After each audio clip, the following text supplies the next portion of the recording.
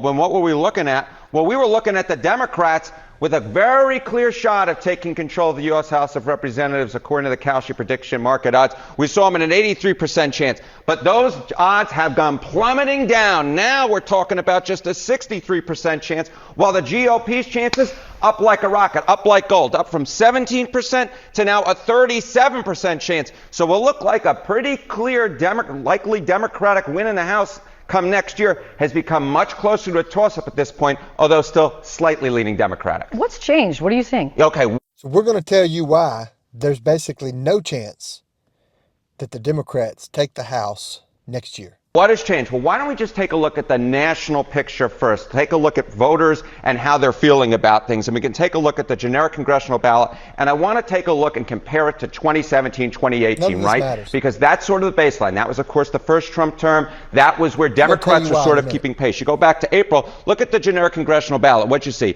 You see +3 Democrats in 2025 in April. You see +3 Democrats back in April of 2017. Now jump over to this side of the screen. What happens? Well, the Democrats are no longer keeping pace with the pace that they were setting back in 2017, 2018. You look back in 2017, you saw that the Democrats had leaped up to an 8-point advantage. I remember covering this. I remember a lot of folks, including myself, saying, you know what, Republicans look pretty decent right now in terms of the fact that they had the House, they had the Senate, they had the presidency, but things were likely going to flip. And I was looking for the same signs this year. The bottom line is it hasn't happened, Kate Baldwin. It hasn't happened. Democrats have stayed basically steady. They have fallen off the pace. Democrats were way out ahead back in 2017 on the generic congressional ballot. And now we're basically looking at Democrats ahead. But again, they are so far in back of the pace that they set back there. And so I think what a lot of folks are seeing, folks like myself, are saying, wait a minute, given what we might be seeing in redistricting, is this redistricting? That's the key to the next election, redistricting. So with redistricting, the Democrats will be a while. It'll be a while before the Democrats actually take the House again. It's just not realistic because they're going to redistrict the Democrats basically out of power for the next 10 to 20 years in the House. When you look at the map, it's just not realistic to think that the Democrats are going to win the midterm elections if the redistricting goes through. Let's see what else he has to say. +3 going to be enough, Kate Baldwin? Well, that's what I was going to ask. One change from that cycle is also this mid-decade redistricting effort that we've been covering so much. Add that in, and what do you get? Okay, so we add that, and we take a look at the national picture, but then we, of course, taking a look at the state legislators, right? They are potentially changing things, and there are two things that are going on here. First off, net mid-decade redistricting gains. If both sides max out at this point, there are more Republican gains possible than Democratic gains. Yes, the Democrats might try to counter a Texas and a California, but you go along in the different states, and basically Democrats run out of room where Republicans are able to gain and gain and gain. If both sides max out, we're probably looking at a GOP gain of +7 House seats. That doesn't even take into account the potential gutting of the VRA that is right now going to be in front of the Supreme Court. If you add that in, you could be looking... The Voting Rights Act. What? Yes, exactly right. The Voting Rights Act. If you add that in, then you could be looking about adding 10, 12, 15, 17 on top of this 7 seats. So I think a lot of folks like myself are looking at this. We're seeing, hey, wait a minute. Those national polls Democrats are not gaining the way that we expected. Then you add in the fact that the state legislators are adding potentially more GOP seats like they've already done down in Texas, like they've done in Missouri. And then you add in the potential gutting of the VRA, and all of a sudden it becomes much more difficult for Democrats to gain, especially given that they are not keeping up with their 2017, 2018 pace. And as you said, that also makes it difficult to compare it to past examples in history because this is such a different new landscape that we're looking at, It's a different new landscape, and we're not quite sure how much Democrats will have to be ahead in the National House vote. And if you add the census, which has been rigged because of all the illegals, they've counted illegals in the past. If they don't count illegals, it's going to be devastating for the Democrat Party. Let's see what MSNBC has to say about all this redistricting. I'm sure they're really in favor of it. Tell me what was argued in front of the Supreme Court today and where it appears the justices were likely to fall.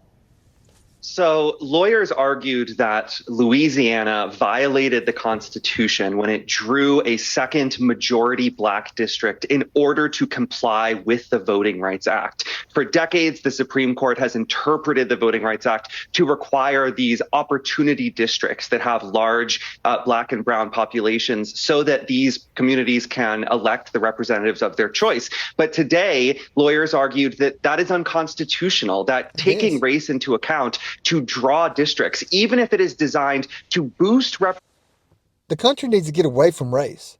There's no difference in a black American, an Indian American, a Chinese American. Quit putting labels. We're all Americans. Get away from the labels. Representation for minorities, even if it is designed to remedy past discrimination against minorities, that violates the Equal Protection Clause by considering race, and that the Constitution must be colorblind. And it sounded like a majority of the justices are leaning toward embracing some form of that argument, which would essentially dismantle the Voting Rights Act as we know it today. How do you know that that's the way that they were leaning? All 6 of the Republican appointed justices indicated that they think that the Voting Rights Act has essentially outlived its usefulness. Justice Brett Kavanaugh continually said that there has to be a time limit on any race-conscious law and suggested that the expiration date for the VRA has arrived. Justice Barrett suggested that Congress went beyond what the Constitution requires in prohibiting these kind of racially skewed maps, and that it couldn't be squared with the Equal Protection Clause. Justice Thomas, Justice Alito, any law that's made to favor a race is racist. I mean, it's common sense. So when they do away with this, the Democrat Party is in some serious trouble. We're talking about 19, some estimate 30 seats that'll go to the Republicans with redistricting and doing away with this. A 30-seat lead is an enormous lead in today's time. The Republicans have a 1 to 2 seat lead right now. And the census was rigged for the Democrats. So once you take the census into account too, and they're trying to get that redone, it could be a bloodbath.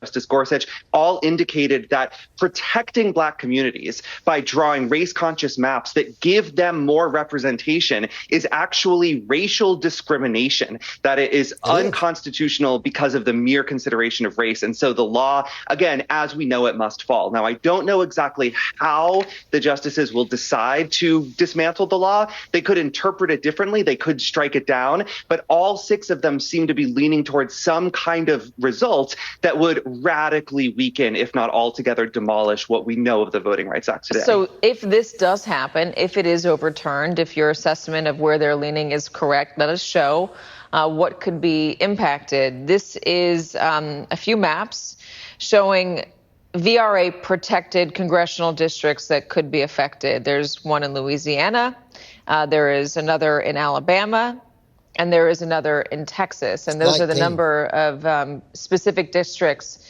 that could change. You see Florida in there as well, and a few other states. So we're talking about 19 seats just from the ruling. That's not counting the other redistricting that they're talking about. Now, this is what I'm talking about when I'm talking about how racist it is. Listen to this Supreme Court justice. It says this ridiculous thing. Maybe she messed up and didn't mean to say it, but listen to what she said about black people, which is ridiculous. Listen. Brown Jackson, my favorite, one of the smartest people. You know, she knows, she doesn't know what a woman is, but she does know that black Americans are disabled. No, crazy. Harvard graduate, 2 Harvard degrees. Can't tell you right. Between a man and a woman. Unbelievable. What does that mean? This is her in her own words.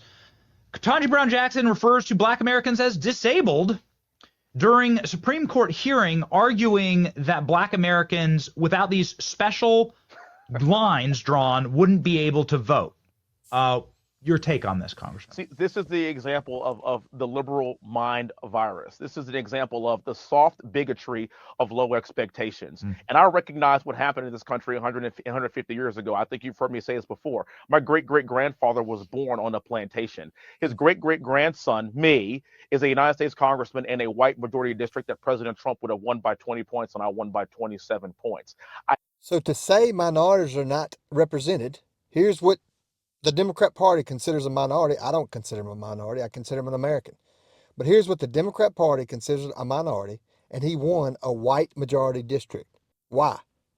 Because they're not racist, and the law is not needed anymore. I think we are way beyond slavery. I think we are way beyond Jim Crow. And while this country has a checkered past, by the way, like every single civilized nation has a checkered past in the form of slavery and indentured servitude, at the end of the day, we have come a very long way. And I'm a prime example of that. Look, I am like the Democrats' worst nightmare. I want to be here because I don't want to be judged not by the color of my skin, but by the content of my character. And that's why I get to be a congressman in a white majority district. And quite frankly, as a Republican, nobody really cares what I look like. They care about how I'm going to vote. They care about securing the border. They care about our economy. Here in Texas, they care about the oil and gas industry. And how you look has absolutely nothing to do with it. And what I cannot stand about liberals is they think that black and brown people are too stupid to get an ID to vote. They think that black and brown people are simply going to vote Democrat because that's how we've done for the past few decades. And they don't realize that they are hemorrhaging black men because 1 in 3 black men in this last election voted for President Trump. What they have to understand is we want to be respected just like everybody else. I don't want to be handicapped. I don't want your. How racist do you have to be to say this person's not mentally capable of getting an ID? This person's not mentally capable. That's crazy. If I was a black person, which I don't consider him black, it's an American, but I'm just saying if I was what they consider a minority, I would be offended when somebody said I wasn't smart enough to vote without some law. And this guy, he's a very popular congressman in his district. So it's not like he just squeaks by in elections in Texas. He's a big time congressman. He's a well-known congressman from the state of Texas. Gratis. What I want you to do is look at me and say, does this guy have grit, hard work, determination? And if so, you can be somebody in this great nation. And what I don't understand is this. If black people are handicapped so bad, and if black people can't be successful, and if white supremacy still exists, let me ask you a question. How did I get here? Why do I exist? And while the Democrats sit there and call me, oh, Wesley, you don't get it. Oh, Wesley, you're an Uncle Tom. You're this, you're that. Here's what I push back with. The people here in the great state of Texas recognize this. I'm a West Point graduate, flew 55 combat air missions in Baghdad, learned how to fly the most sophisticated helicopter that's ever existed, the A-64 Delta Apache, earned 3 master's degrees in 4 years from an Ivy League school, and I love my country. That's all they care about. He's not disabled. And Democrats hate hearing that because that's called merit. It's the exact opposite of DEI. I don't ever want to be given anything because of the way I look. And I hate seeing a black woman who's a Supreme Court justice sit there and spew these kinds of liberal lies. And as somebody that has 2 Harvard degrees, she should literally just say, look, I'm probably a pretty smart person. I have 2 Harvard degrees. And yet she reverts back to being a victim. As a Supreme Court justice, she is still a victim. Last I checked, there are a lot of white people that are not Supreme Court justices. I say, let's get over it. Let's get in this boat together. Let's start rowing in the right direction. And let's talk about what it means to be an American. Amen. Actually represents pretty accurately, mathematically, how the country is divided over the question of the presidency. But if you look at this is what the party pickups would be for congressional districts.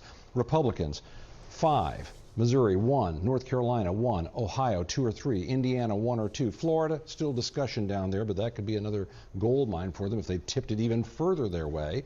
Kansas, 1. New Hampshire, 1. And Nebraska. Democrats, Utah, California, Maryland. Look at this. If you offset California and Texas, Missouri and Utah, North Carolina and Maryland, everything left over is an advantage to the Republicans. And don't forget, the Supreme Court is considering what could really be the end of the Voting Rights Act, which would protect minority groups. So you don't have a state that's half black, for example, that elects only one congressional member and everybody else goes to the Republicans that would represent that population in some ways. So if that is gutted, Democrats could lose 19 seats. This would be a huge amount. But this is also a measure of how much the White House is concerned about this, because Donald Trump knows if the Democrats get the House again, there could be new investigations just like last time. There could be a new impeachment. There could be a lot of impediment to these plans that right now the Republicans in the House and Senate are letting run like a freight train. The Republicans are finally fighting.